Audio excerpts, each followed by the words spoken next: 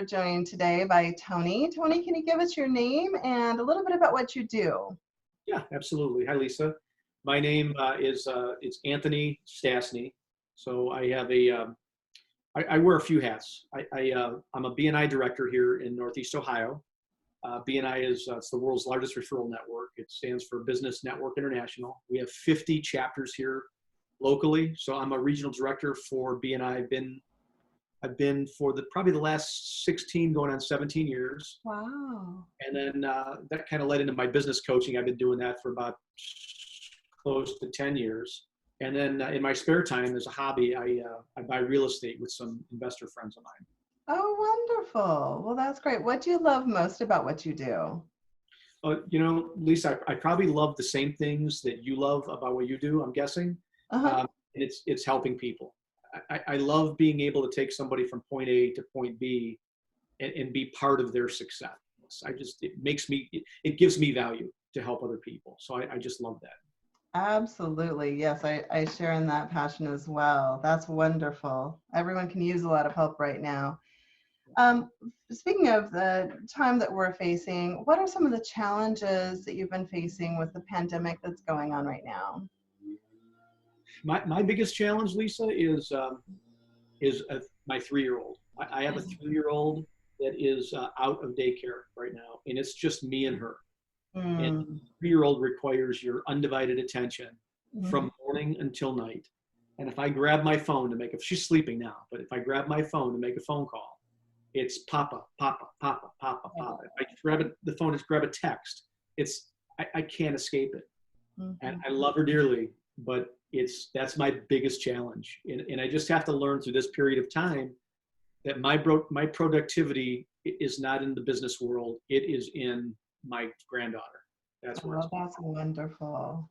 Yeah, that can be a really fun time as well. It is. I mean, it's challenging, but it's fun. Have those challenges of having to keep an eye on her, have you adapted? Have you found other ways that might be beneficial for other parents that are going through the same thing? I'm in the middle of adapting right now. Okay. I've had a group coaching business in the past. It was called the Next Level Workshop. Right now I'm posting pictures on Facebook, and it's called the Next Level Daycare. Oh, that's awesome. I won't show you because my basement's a mess, mostly because of her, but I've turned my office into a little daycare. I ordered a bunch of stuff on Amazon, stickers for when she does good, kids' scissors, flashcards. Nice. So posters all over the wall. So I'm in the middle of adapting to this Well, it right sounds now. like you've got a great start, though. That sounds amazing. I'm sure she's loving that. That's She awesome. is. And are you offering any special services or discounts during this time? My coaching, I've kind of put on hold through this period, just because I have no time to devote to give anybody my undivided attention. My current clients, I've put on hold. I can't be the best me for them right now. Right. This all is over. Yes, I am definitely going to offer some kind of I don't want to call it a discount, but I will definitely work with people for sure. Nice. That's wonderful. A lot of people are really helping each other out, and it's just warming my heart to see. I think that's what I offer the most to my network is I tell people, look at me like I'm the conduit between the electrical outlets. Like I'm the connector. I'm so connected in Northeast Ohio to the small businesses. So whatever you need, if it's an attorney, if it's a tradesperson, if it's an insurance agent, whatever your needs are, come to me, because I have somebody that I can plug you into. That's amazing. So that's the biggest value that I bring right now for everybody. That's great. That's awesome. And if you had one piece of advice to give to someone who is struggling right now, what advice would you give them? Embrace the change. I don't know if I was being recorded when I said this, when I told you earlier, I hate technology. Like I can't stand this. I shouldn't say that. I couldn't stand this. No, I never even heard of Zoom. Never heard of it. 3 weeks ago, we get this shutdown. We took all of our BNI chapters. There's 50 of them in Northeast Ohio. We Okay. had all 50 chapters on Zoom in 1 week, and they're all using it. And my director said, hey, that's nothing. There's 3,500 chapters in the United States.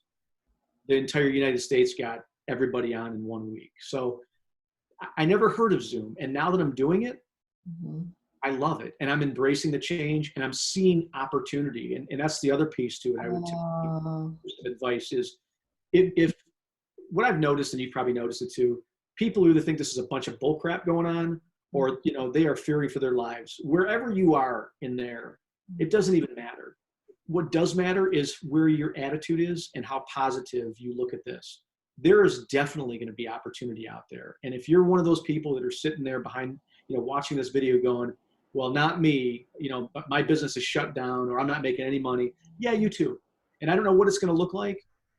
I put a lot of things in God's hands. I try to put everything there, but I put things in God's hands. And a lot of times when I look back at the struggles I've had in the past where I never saw a light at the end of the tunnel at that time, there's always a light at the end of the tunnel.